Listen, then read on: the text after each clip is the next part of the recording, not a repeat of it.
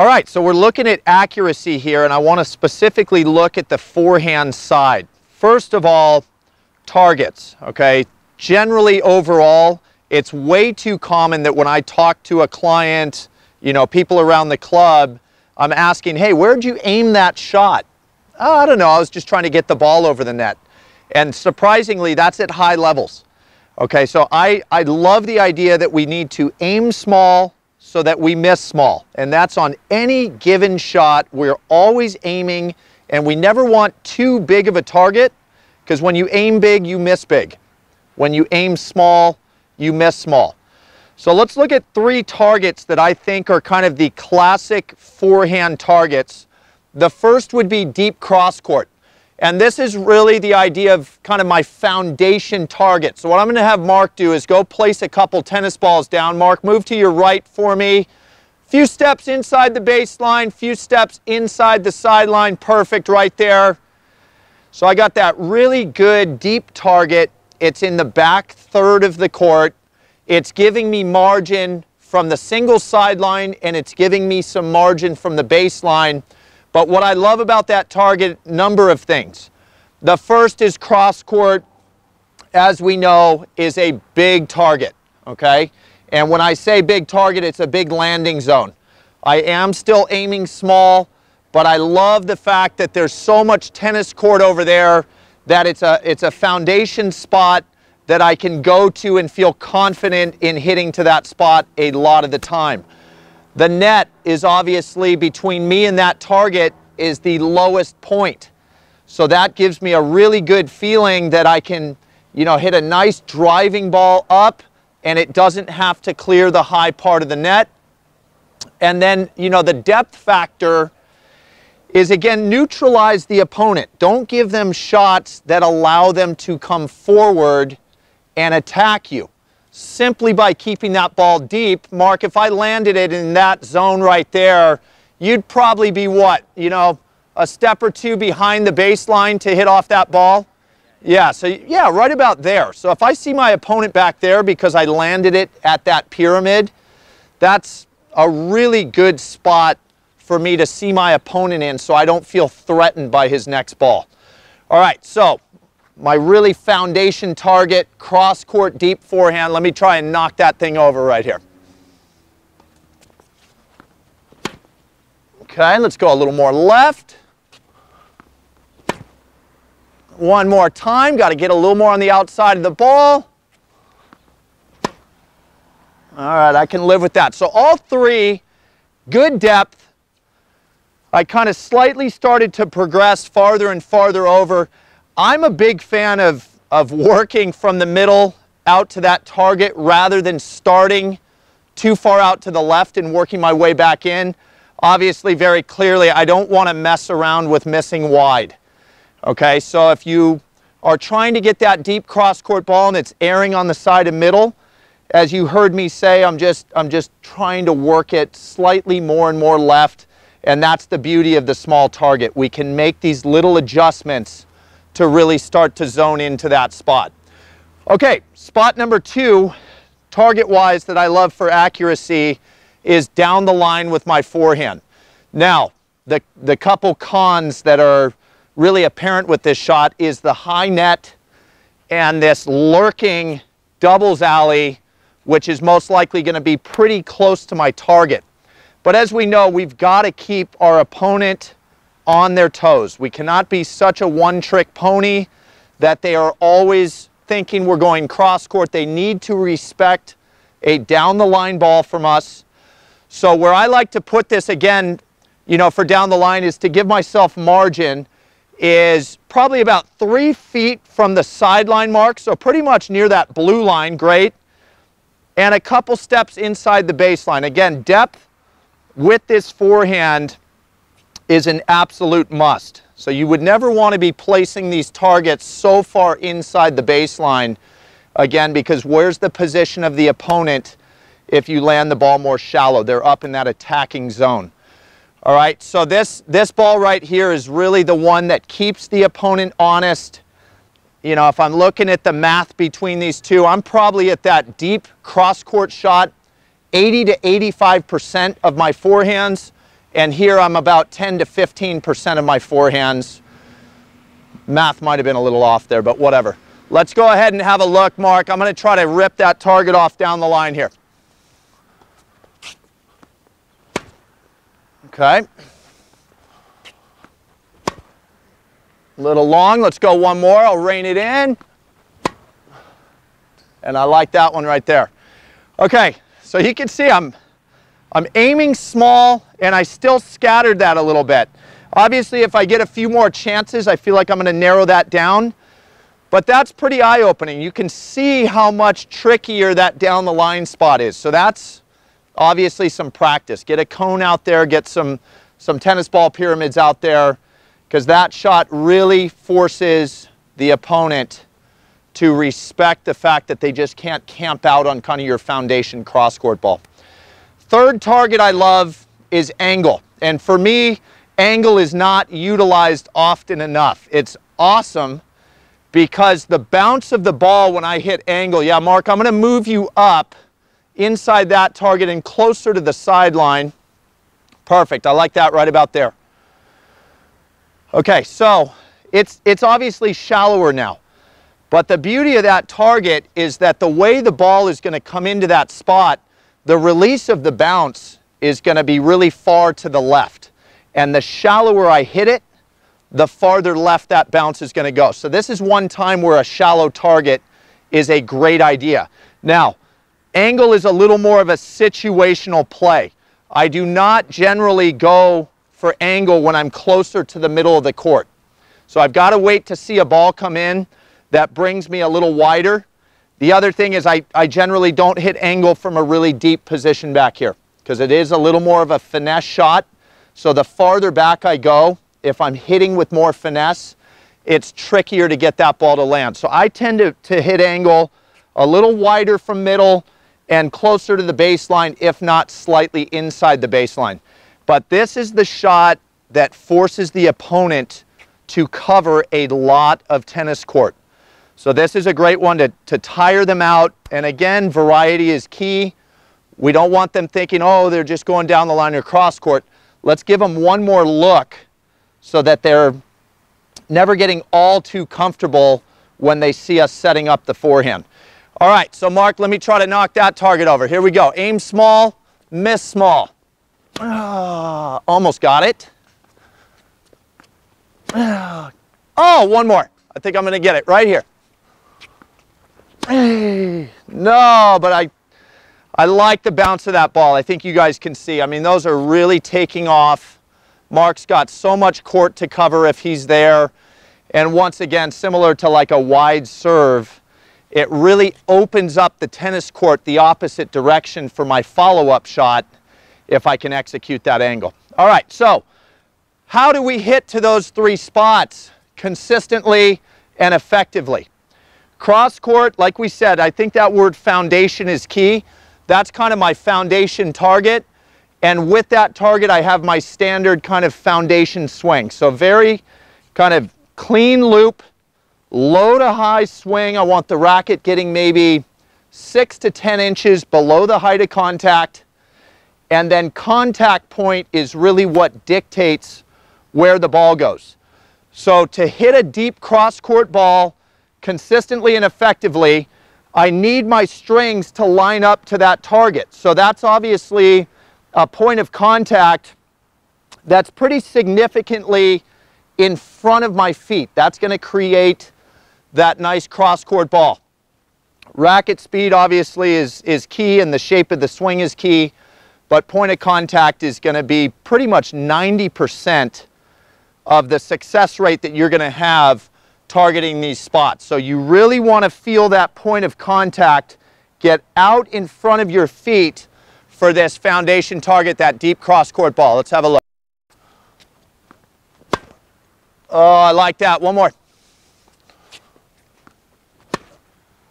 Oh, that's close. Okay, so point of contact. It had to have been about the spot that I was showing you. Otherwise, I'm not hitting them to that corner. Okay, so what about down the line?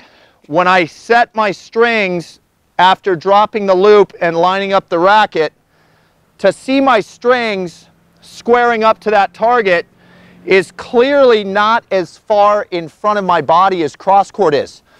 So you've got to hit the ball a little bit later to hit effectively up the line. Now, be careful when I say later, I'm not saying hit late. We don't go ahead and hit behind our body to create that shot, because obviously this isn't a good stroke. That ball's not going to rifle up the line.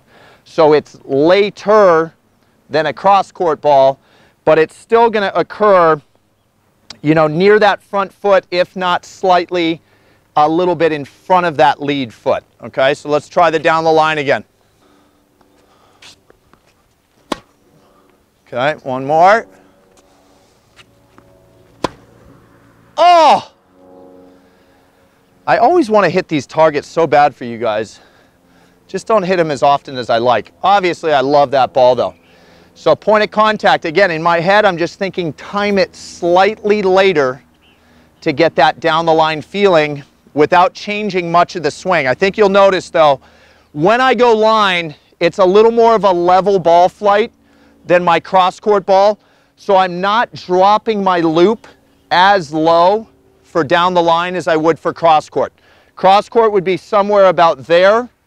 And when I go down the line, I drop to about the height of contact. So I get that really level, clear the table idea to hit more of that straight shot out there, okay? Now, angle. If it's the farthest target to my left, that means it's the earliest point of contact. This is one of the earliest shots that you're ever going to hit in tennis. Okay, the strings really have to get to the outside of the tennis ball, and we want a lot of extra drop in the loop. So this is where the significant swing change might occur, because we need the racket to get significantly lower to create more of this upswing to help get that ball to dip down, number one. But we also want to really feel the outside of the tennis ball, because what does that look like? That looks like a ball that's going to go hard to the left. We need that. So nice early contact, shape that swing pretty vertically. You might use a buggy whip on your angle. You might use a windshield wiper follow through. Both of them are just gold for this scenario, because it really helps turn the ball over to that left side and get that pronounced bounce jumping off the court to make the opponent move. All right, so let's check out point of contact on the angle. Yeah. Let's try it again. Yeah. Oh, one more. I got one more in me, Mark. A little more outside. Yeah, there we go. All right, so point of contact is going to dictate where these balls end up. Slight changes to the stroke to shape the ball a little bit differently. But these are my three key targets for forehand. Deep, driving cross-court ball, down the line, also pretty deep, and then that shallower, angled-off target. A nice mixture of these with a heavy dose of that deep cross-court. You do really a lot of wonders for yourself with keeping the opponent guessing, and with also making the game fun for you, because you're not just hitting the same shot over and over with that forehand.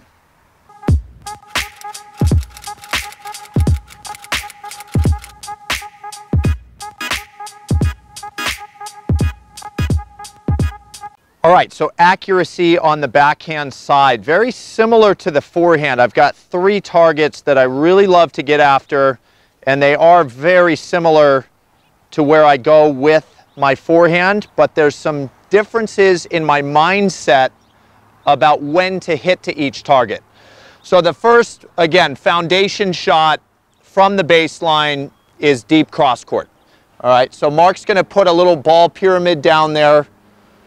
You know, again, deep cross court, don't give yourself too much room back there. You notice how small that target looks. A lot of people hit cross court and they think, all right, anywhere on that half is going to be effective. It's really not, especially with the backhand, because most players' backhands tend to be a little weaker than their forehands. So when you're able to get depth out of your backhand and not just get it cross court, you are really setting yourself up to get some more attacking shots, way more so than if you are just hitting forehands cross court. Okay, so I'm going to go ahead and hit a couple of those. The thought is margin for error from both the sideline and the baseline, but I really want to feel like I'm locking into seeing that ball get to the back third of the tennis court to make sure that my backhand is, number one, not breaking down and starting to get shorter and shorter, but number two, trying to get them to break down, which would come with that depth. All right? So Mark, let's feed it in here. I'm going to go deep cross court. Aim small, miss small, love that. I'll try to get it a little more to my right. Hey! Got it. Okay, so obviously cool bonus to end up knocking the target over. But notice what I did between the first and the second. I'm not just resting on the fact that the first one went cross court, it was kind of deep. Make those small adjustments till the point where you're really seeing the ball land within a 1 or 2 foot window of your actual target. I think that's a really, really key idea, okay? All right, now second target would be down the line, okay? And here's another spot where I need some margin. I got to get away from that sideline a little bit. I got to get off the baseline slightly, so that's a really good spot. Now, when would I go down the line with my backhand? Simply, I got to think in terms of what's Mark hitting. Yeah, it's that forehand, okay? So number one, before I really get into driving that shot in there, you never want to take your backhand up the line with a lack of pace, or more so just a lack of conviction. Because with the forehand sitting there for most players, it's really not that effective of a shot unless you really go after it. And to me, I actually feel like my accuracy gets better with the backhand as I start to really drive it hard up the line. You don't want to just kind of massage it over there. It's just not an effective shot, and you'll find that the ball sways off your target a lot more significantly than if you really just rifle in there. All right, so this is a great shot to use if Mark's a little bit off the court and he's given me something a little bit weaker into my backhand. So notice this feed's not going to pressure me too much. I wouldn't use it at that point. I'm going to really try to rifle it in there, and this would be more of kind of a winning shot or a passing shot. All right, here we go, Mark. Up the line backhand. Oh my gosh, I almost had 2 in a row. One more time. Okay, so I love those. Notice, no holding back. Ton of racket speed. How's the margin over the top of the tape? Not very high, because if I do that, if I aim higher, I have to slow the swing down. And generally, now I'm not going to be as effective. So really get after that up the line target, but keep that built-in space between the sideline especially, simply because it's just, you know, it's right there. We got to stay in a position where we're making our opponent still play the next ball if we don't hit it perfect, right? Okay, and then angle, right? So angle's a great shot. Again, underutilized in my book, especially off the backhand, because there's maybe just not as much creativity in the backhand as there is in the forehand.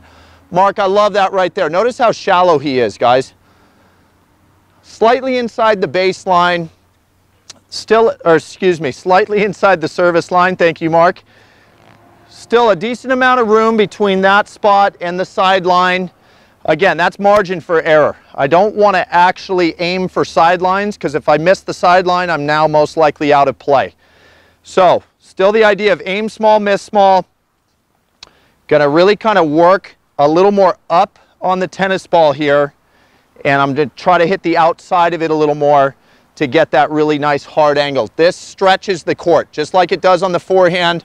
If I execute this shot, it's the ball that's going to make Mark move the most out of all my ground strokes. All right, so let's check out angle backhand here. All right, I could go a little wider than that, got a little more room, maybe even a little more, and I'm going to shallow it out. There it is. Okay, so right over the top of the target. Again, you see where pay attention to where the second bounce of your angle backhand goes. If it's getting anywhere near that side fence, you've done a really good job. If the second bounce is gravitating more towards the back fence, you got a little more court to chew off there, okay? How do I hit those shots? Again, back to point of contact. That's going to dictate a lot of where the ball goes. So cross court deep, I got to meet that ball in front of my feet. I want at contact the strings to feel like they're lined up to where I'm aiming. So in relation to that front foot, when you're driving the ball deep cross court, let those strings get, I don't know, maybe I got arms, but definitely 6 to 10 inches out in front of that lead foot is going to help produce that deep cross court ball. Good, nice and early. Okay, what about down the line? To get those strings to feel like they're lined up to that target, that is a later point of contact, albeit still in front of my feet, possibly just next to my lead foot. But I do not want to start playing around with hitting behind my feet with the idea of later, because you can see where behind my feet is aiming. Those strings are going to push that ball wide to the left. So we still got to get it out in front of the body slightly. Let's see the down the line point of contact. Okay, so definitely felt that point of contact line up a little more straight to the target. And then angle, obviously trying to really reach out to the ball so the strings are kind of turned naturally to the far right side of the tennis court. And with this shot, as I get that really far in front point of contact, I am trying to work the swing a little more vertically, possibly with a little bit of flick of the wrist.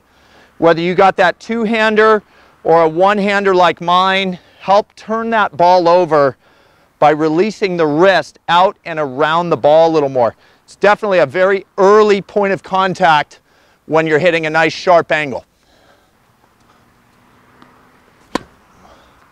Got it. Okay. A couple of targets hit today. I'm pumped. All right, so there it is. Point of contacts change. That's what's going to dictate where the ball goes. So I love the idea of visualization when you're aiming to these small targets. But if you need something extra to lock into to help you become more accurate with that backhand, know where those point of contacts occur for each of those 3 shots.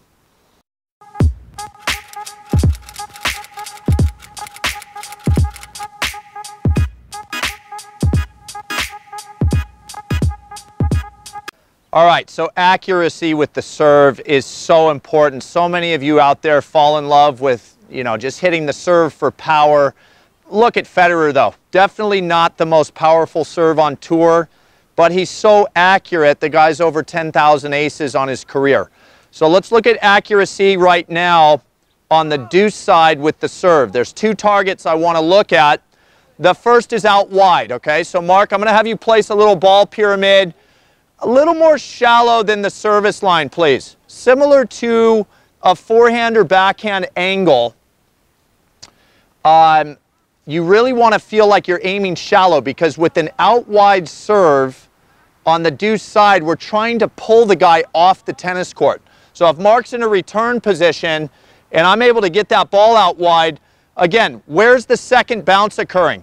I'm going to see Mark hopefully in the alley, if not outside the alley, if I'm able to execute that shot. That's why it's such a great, effective shot. So let's have a look at out wide.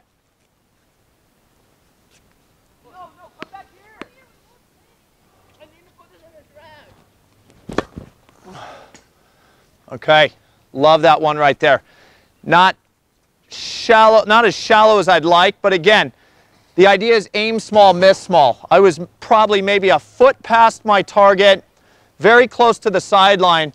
Let's be honest, this is one of the only times in tennis I'm really almost trying to hit the sideline. That's why you're seeing very little margin for error with where that target is, because the sideline is really something I'm trying to hit here. Let's see if I can get the second one a little shallower in the court.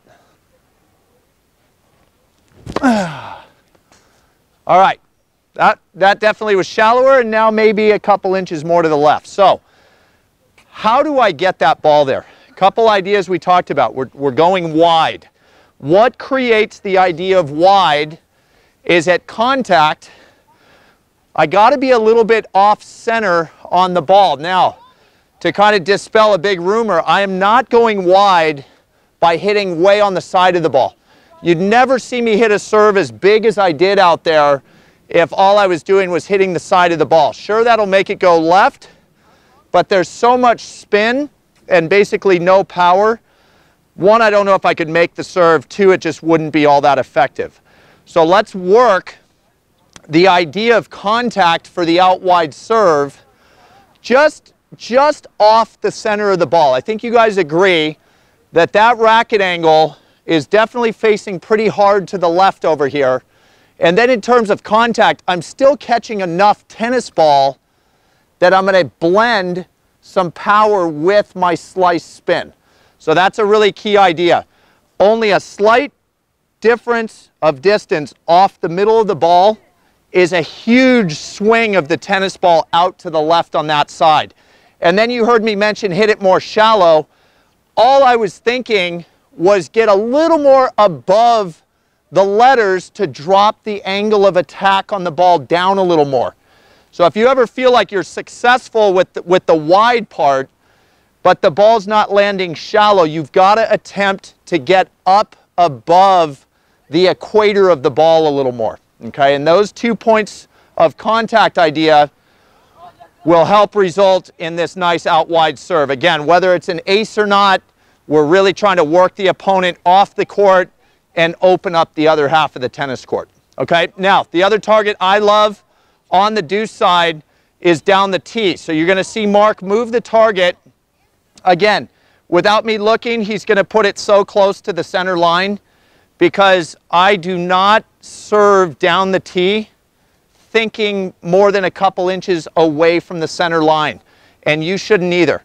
If you're not having success with it, that's practice. But you don't want to serve down the tee and see it go 3 feet left because the guy's just going to be sitting on an easy return. This really is a very flat serve. It's probably the fastest serve that I hit, and I'm trying to ace the guy. I am going there because I want to see a free point for myself. If he happens to stab and get a racket on it, maybe it's a forced error. But let's go down the tee on the deuce side with the intention of a fast, big serve going for an ace. Okay? Here we go. Love this serve right here. Oh, yeah, baby. Now, again, aim for the line. That was pretty awesome that I hit the target, but you got to aim for the lines because you're looking for free points. Now, how do I hit that serve? Everybody's miles per hour, let me be clear, everybody's miles per hour are going to be a little different. But that doesn't mean our accuracy can't all be the same. So contact point. When I am going down the tee, obviously the ball has no spin on it. So I am thinking about a really flat point of contact. So you've got to be thinking on top of the letters and just trying to squash that ball down into the court. Really steep angle of attack, nice big wrist snap, pronation, all of that working, and we're hitting the center of the ball, if not slightly left of center, to get that really straight shot up the tee on the deuce side. Really fun serve to hit. That's probably the place you're going to get the most amount of aces. All right, so let's go to the ad side over here. Two great targets on the ad side that I like to work into a lot. Same spots, just we're going to be doing different things to the ad side tee serve and the ad side wide serve. One of the big differences I have on the down the tee serve is that I add a slight bit of slice spin to that down the tee on the ad side target.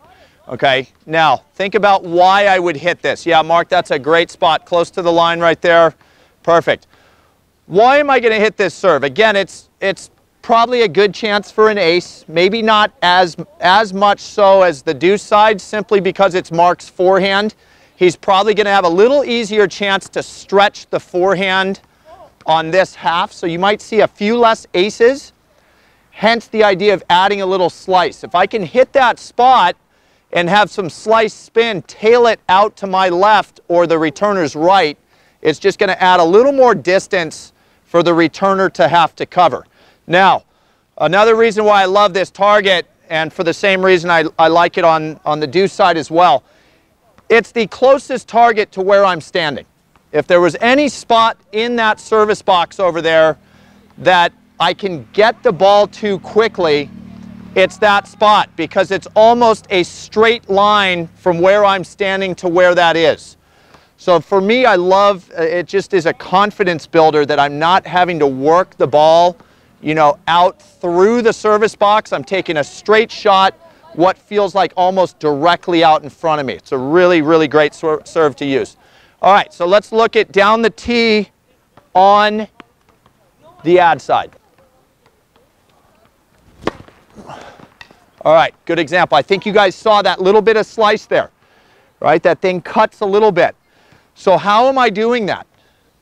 It's a little microcosm of what I do on my out wide serve on the deuce side, just not an attempt at as much spin. But I'm working slightly right of center. And you can tell, if I'm saying it's a little different than my deuce side out wide, you can tell how fractionally I'm working my point of contact on the tennis ball. That's something to be very aware of. Never ever resign yourself to just thinking, okay, flat, top of the ball, slice, right of center.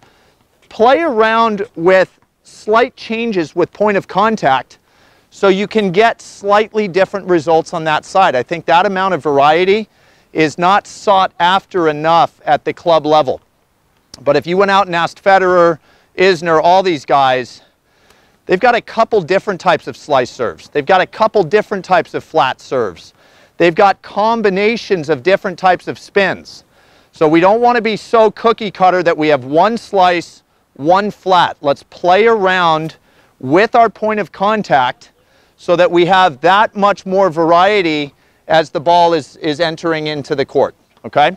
Now, Mark, I'm going to move the target out wide.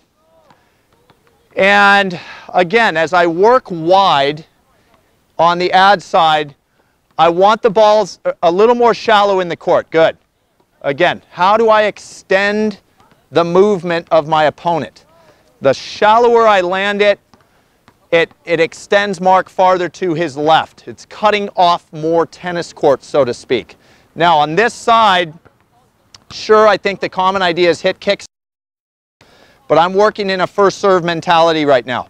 So I'm going to hit a very flat serve out wide, and the serve for me that it most closely resembles is my down the tee serve on the deuce side. My contact point feels very, very similar. I might even go a little farther left of center on contact for this out wide serve when I hit flat. I feel that that only amplifies the amount of distance that it might cover off the tennis court. Okay, so let's look at flat out wide on the ad side.